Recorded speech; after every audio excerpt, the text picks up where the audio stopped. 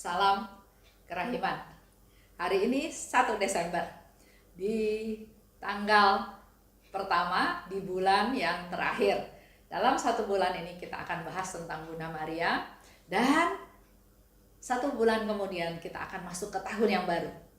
Mari kita mempersiapkan diri kita untuk masuk ke tahun yang baru bersama-sama dengan Bunda Maria. Kita mulai ya. Dalam nama Bapa dan Putra dan Roh Kudus. Amin. Kita akan baca sama-sama dari diary nomor 11. Ketika aku turun dari kereta api dan menyaksikan semua orang pergi menyusuri jalan masing-masing, aku dicekam oleh rasa takut. Apa yang harus kulakukan? Kepada siapa aku harus pergi? Karena aku tidak mengenal seorang pun di Warsawa. Maka aku berkata kepada Bunda Allah, Maria, tuntunlah aku, bimbinglah aku. Serta-merta aku mendengar dalam hatiku kata-kata yang memberitahukan kepadaku agar aku meninggalkan kota dan pergi ke suatu desa yang tidak jauh dari kota itu. Tempat aku akan menemukan rumah yang aman untuk bermalam. Aku berbuat demikian, dan sungguh aku menemukan segala sesuatu persis seperti yang dikatakan bundaku, persis seperti yang dikatakan kepadaku oleh Bunda Allah. Diary nomor 11 ya, kita bahas dari awal sekali diary ini. Dikatakan oleh Suster Faustina, ketika aku turun dari kereta. Dia naik kereta dalam perjalanan dari Lodz ke Warsawa. Kenapa dia pergi ke Warsawa? Seperti kita tahu ya, Yesus meminta Suster Faustina untuk masuk biara, untuk pergi ke Warsawa dan masuk biara. Dan ini dikatakan oleh Yesus, didengar oleh Helena ya, waktu itu belum Suster Faustina namanya, didengar oleh Helena pada waktu Helena pergi ke katedral Stanislaus Kostka di Lodz. Kalau kita tarik lagi ceritanya, kenapa dia ada di sana? Dia sering sekali mendengar suara Tuhan untuk supaya dia hidup lebih kudus, hidup lebih suci, hidup lebih sempurna untuk menjadi biarawati. Tapi di pihak lain, ayahnya, orang tuanya nggak setuju karena mereka miskin, dan orang tuanya tetap berharap kepada Helena agar dia bekerja sebagai pembantu rumah tangga untuk membantu keuangan keluarga, untuk membantu ayahnya untuk membayar hutang, karena keluarga ini keluarga yang sangat miskin. Di satu pihak Yesus minta dia masuk biara, di pihak lain nggak ada sarana prasarana atau kemudahan-kemudahan. Bahkan yang dialami oleh Helena adalah penolakan. Ya, dia bermaksud baik kan ya, dia mentaati perintah Tuhan, dia mau masuk biara, dia mau mengorbankan, dia mau mempersembahkan seluruh hidupnya buat Tuhan. Tapi perbuatan baik ini tidak langsung otomatis semuanya berjalan lancar, bahkan banyak halangannya ya. Sehingga suatu hari dia pergi ke pesta, dia stres ya, dia udah nggak mau dengar lagi suara Tuhan karena bingung antara permintaan Tuhan dan situasi yang dia hadapi. Begitu pula mungkin dalam hidup kita hari-hari seperti sekarang ini ya. Di satu pihak kita ingin hidup baik, hidup benar, bekerja, menghasilkan, memperoleh uang untuk kita bisa hidup makin hari makin baik, kita bisa melayani, kita bisa membantu, kita bisa memenuhi kebutuhan keluarga kita masing-masing. Tapi di pihak lain ada pandemi, ada COVID-19 yang menghalangi setiap aktivitas kita.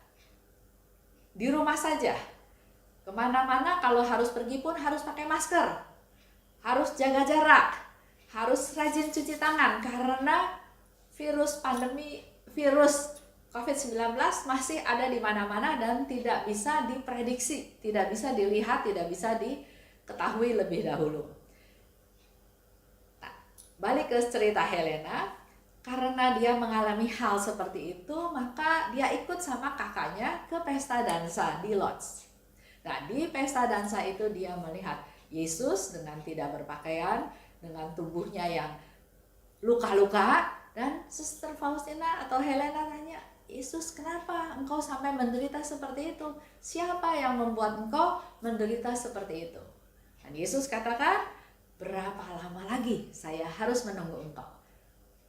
Di situ Suster Faustina merasa bahwa dia melupakan semua acara pesta dansa itu dan dia pergi ke gereja, ke katedral Stanislaus Kostka. Nah, di sana dia mendengar Yesus bilang, engkau harus ke Warsawa, masuk biara.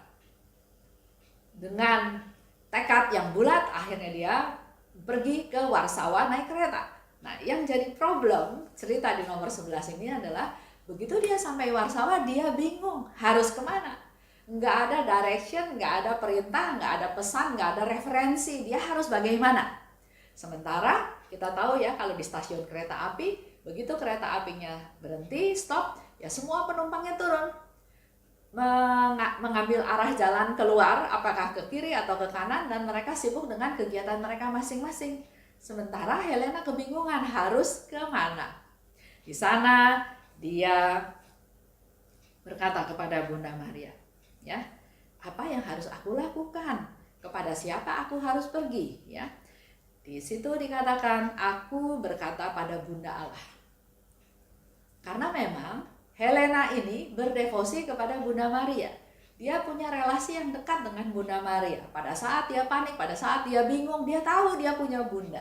Dan dia katakan kepada Bunda Maria apa yang menjadi kekhawatiran dia, persoalan dia, permasalahan dia semuanya. Ya. Nah, dikatakan oleh Helena, Maria, tuntunlah aku, bimbinglah aku. Kalau Helena punya relasi yang baik dengan Bunda Maria, pasti dia juga enak ya ngomongnya seperti kita berbicara kepada ibu kita masing-masing. Nah, persoalannya buat kita semua adalah apakah kita punya relasi yang dekat dengan Bunda Maria? Masih ingat ya, Yesus di atas salib, dia katakan, ibu, inilah anak-anakmu. Dan kepada kita semua, kepada Yohanes ya, di situ dikatakan, inilah ibumu. Di saat-saat terakhir, di saat Yesus sedang sakaratul maut, dia memberikan hartanya yang paling berharga, yaitu ibunya. Untuk kita semua, inilah ibumu. Dan karena Suster Faustina Helena punya relasi yang dekat dengan Bunda Maria, pada waktu dia mengalami masalah, pada waktu dia mengalami kebingungan, kebimbangan, dia ingat Bunda Maria. Bunda Maria, tuntunlah aku. Bunda Maria, bimbinglah aku. Di sini kita bisa belajar ya. Kita juga banyak mengalami kesusahan, masalah, penderitaan, kegagalan, banyak hal. Kita nggak perlu takut. Kita punya Bunda Maria, harta yang paling berharga yang Yesus berikan waktu dia ada di atas salib. Inilah ibumu. Mari kita datang pada Bunda Maria. Karena Bunda Maria itu ibu kita semua. Bahkan kalau kita ingat cerita pernikahan di Kana, yang mengadakan pesta juga nggak bercerita, nggak minta tolong, saya kehabisan anggur, siapa bisa sumbang anggur, enggak. Tapi Bunda Maria dengan hati yang penuh keibuan, yang penuh kepedulian, dia mengamati apa yang terjadi dan dia tergerak dengan belas kasihan. Dia tergerak, dia minta kepada Yesus anaknya untuk melakukan sesuatu. Walaupun Yesus bilang, saatku belum tiba. Di sini Bunda Maria menunjukkan kasihnya kepada kita semua. Dia tahu kebutuhan kita, dia tahu kita kekurangan anggur, dia berkata kepada Yesus putranya untuk melakukan sesuatu. Dan yang luar biasa, walaupun Yesus bilang, waktuku belum tiba, tapi apa yang diminta oleh Bunda Maria, dia lakukan. Dikatakan lebih lanjut, serta-merta aku mendengar dalam hatiku kata-kata yang memberitahukan agar aku meninggalkan kota. Pergi ke suatu desa tidak jauh dari kota itu, tempat aku menemukan rumah untuk bermalam. Bunda Maria membimbing Helena, menuntun Helena, berkata dalam hatinya untuk melakukan apa yang perlu dilakukan oleh Helena. Pergi keluar kota, ke desa kecil, di sana dia dapat tempat bermalam. Tuhan. Dan apa yang disampaikan oleh Bunda Maria, persis Helena mengalami hal tersebut. Dan aku berbuat demikian, seperti apa yang diarahkan oleh Bunda Maria. Dan aku menemukan segala sesuatu persis seperti yang dikatakan Bunda Allah. Coba kita refleksi dengan kehidupan kita masing-masing. Bagaimana relasi kita dengan Bunda Maria? Kita berdoa rosario setiap hari, atau kita ikut novena 3 Salam Maria, atau juga doa malaikat Tuhan, atau kita juga ikut novena Maria diangkat ke surga, atau Maria dikandung tanpa noda. Apa yang kita lakukan, relasi apa yang kita lakukan untuk berrelasi dengan Bunda Maria? Doa rosario ada 4 peristiwa. Peristiwa gembira, peristiwa sedih, peristiwa terang, peristiwa mulia. Itu bisa kita lakukan setiap hari. Di mana peristiwa demi peristiwa itu perlu kita renungkan, perlu kita hayati, karena di dalam setiap peristiwa tersebut juga terjadi 5 peristiwa yang lain. Contoh, peristiwa gembira. Maria menerima kabar gembira dari malaikat Gabriel. Kita bisa renungkan. Ya. Yang kedua, Maria mengunjungi Elizabeth saudaranya. Yang ketiga, Yesus lahir di Bethlehem. Yang keempat, Maria mempersembahkan Yesus ke bait Allah. Yang kelima, Yesus diketemukan di bait Allah. Nah, setiap peristiwa itu bisa kita renungkan, bisa kita hayati, bisa kita gali maknanya lebih dalam lagi. Yesus diketemukan di bait Allah. Setelah dicari-cari selama 3 hari, ternyata Yesus ada di bait Allah. Itu pun menjadi refleksi buat kita. Kalau kita mau cari Yesus, kita pergi ke gereja, kita pergi ke rumah Tuhan. Yesus ada di sana. Yesus mengajar, Yesus membuka diri untuk kita semua yang memerlukan Dia, yang butuh, yang lapar, yang haus akan firman Tuhan, akan kekuatan, akan rahmatnya Dia. Lanjut ya. Kalau kita pergi ke Warsawa, ke Polandia, di sana juga ada basilika, ada gereja disebut Jasna Gora. Itu disebut Bukit Cahaya. Di sana ada Bunda Maria yang disebut Black Madonna ya, di Częstochowa. Kalau kita ke sana kita bisa melihat lukisan tersebut. Menurut cerita, lukisan tersebut dilukis oleh Santo Lukas di atas meja yang dibuat oleh Yesus. Karena Yesus kan anaknya tukang kayu ya. Jadi Yesus membuat meja dan Santo Lukas menggambar Bunda Maria sedang membopong bayi Yesus di atas meja tersebut. Dan yang spesial, yang unik dari Maria Jasna Gora ini adalah setiap periode tertentu bajunya Bunda Maria dan anak-anak Yesus itu berganti warna ya. Kadang warnanya biru, ada warnanya emas, ada warnanya merah. Kalau ke sana mari kita pergi ke Bukit Cahaya Jasna Gora. Disebut Black Madonna. Tempat itu adalah sebagai pusat dari umat Katolik di Polandia. Cerita sedikit tentang ikon ini ya. Diketemukan oleh Helena, ibu dari Kaisar Konstantin. Ikon itu disimpan di Konstantin di tahun 500-an. Tahun 803, lukisan ini jadi hadiah pernikahan dari Kaisar Bizantin dan ditaruh di istana selama 600 tahun. Tiba di Polandia itu tahun 1382. Dibawa oleh tentara yang melarikan diri dari serangan kaum Tartar.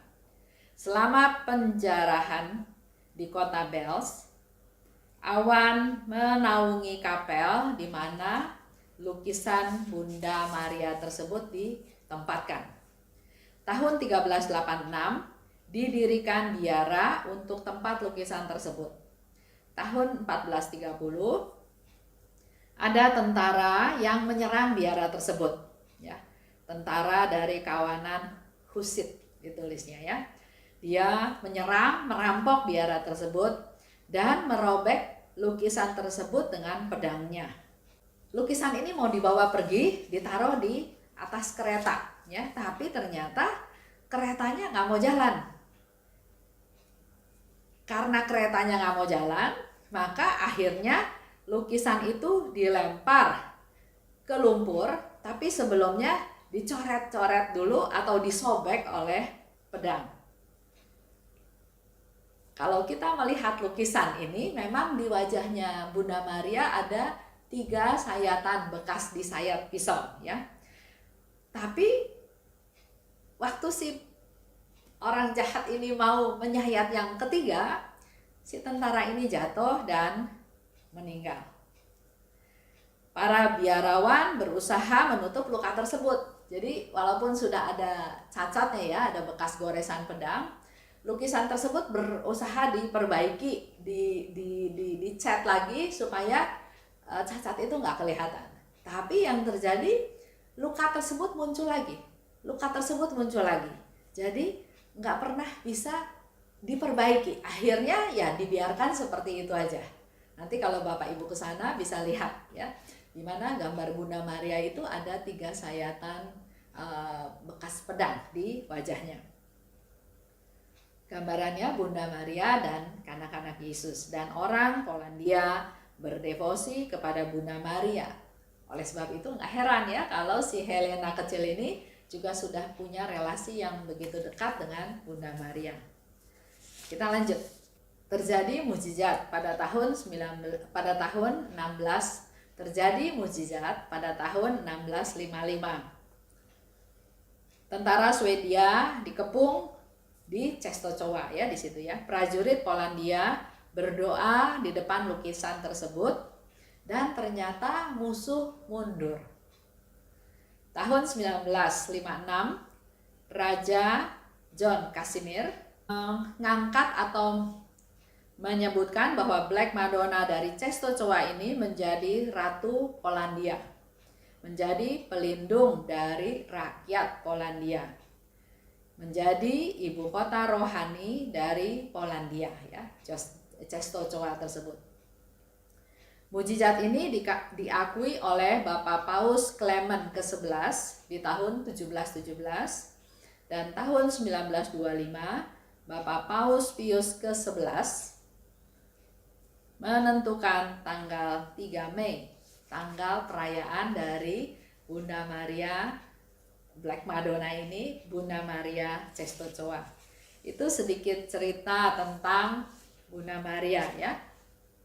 Nah, mari kita mulai dari tanggal 1 Desember ini, kita juga mulai menjalin relasi yang semakin hari semakin dekat, semakin intim dengan Bunda Maria. Karena Maria sungguh ibu yang diberikan oleh Yesus kepada kita pada waktu Yesus ada di atas salib. Doanya juga kepada Bunda Maria sangat sederhana yang seperti dilakukan oleh Helena. Bunda Maria, bimbinglah aku. Bunda Maria, tuntunlah aku. Seorang ibu pasti menjawab dan akan memberikan yang terbaik kepada anak-anaknya. Dan kita semua adalah anak-anaknya. Jadi kalau ada sementara orang yang menganggap Bunda Maria itu bukan Bunda Allah, ya biarin aja. Kita yang beriman, kita yang berdevosi, kita yang percaya bahwa memang Bunda Maria itu adalah Bunda yang diberikan Yesus kepada kita. Di saat-saat dia terakhir, di saat-saat dia menjelang ajal, inilah ibumu. Maka berbahagialah kita yang punya ibu seperti Bunda Maria, yang berbahagia punya ibu yang peduli. Kita kembali lagi ya, ingat pernikahan di Kana. Kita ingat juga pada waktu para rasul dalam ruangan ketakutan juga ditemani oleh Bunda Maria. Bunda Maria sangat peduli kepada kita semua. Kita tutup ya. Dalam nama Bapa dan Putra dan Roh Kudus. Amin. Allah Bapa yang Maha Baik, terima kasih karena pada bulan Desember ini kami mulai masuk untuk sama-sama menggali rahmat-Mu khususnya dalam relasi dengan Bunda Maria. Terima kasih Yesus atas Bunda-Mu yang Kau berikan kepada kami sebagai ibu kami semua. Bunda Maria, Engkau tahu anak-anak-Mu, kelemahan daripada kami, ketidakberdayaan, keterbatasan kami. Kiranya Engkau berdoa syafaat untuk kami Bunda, agar kami bisa semakin hari semakin intim berhubungan dengan-Mu, dan juga semakin hari semakin bisa menyenangkan hati putra-Mu Tuhan kami Yesus Kristus. Terimalah salam kami ya Bunda. Salam Maria, penuh rahmat, Tuhan sertamu. Terpujilah Engkau di antara wanita, dan terpujilah buah tubuh-Mu Yesus. Santa Maria, Bunda Allah, doakanlah kami yang berdosa ini sekarang dan waktu kami mati. Amin. Dalam nama Bapa dan Putra dan Roh Kudus. Amin. Salam kerahiman.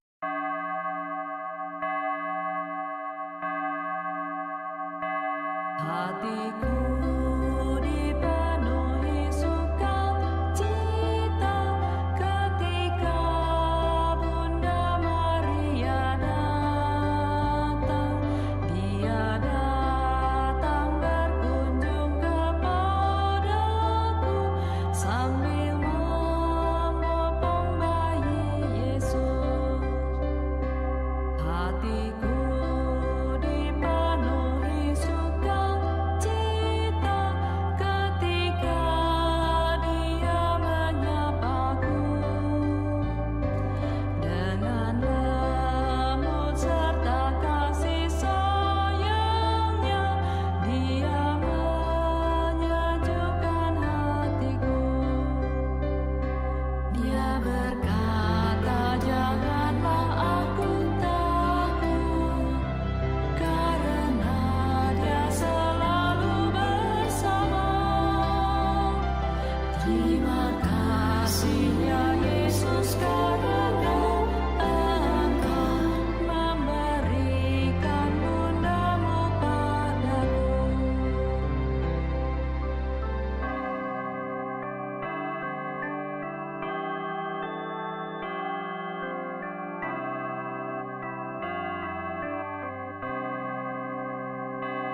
Hatiku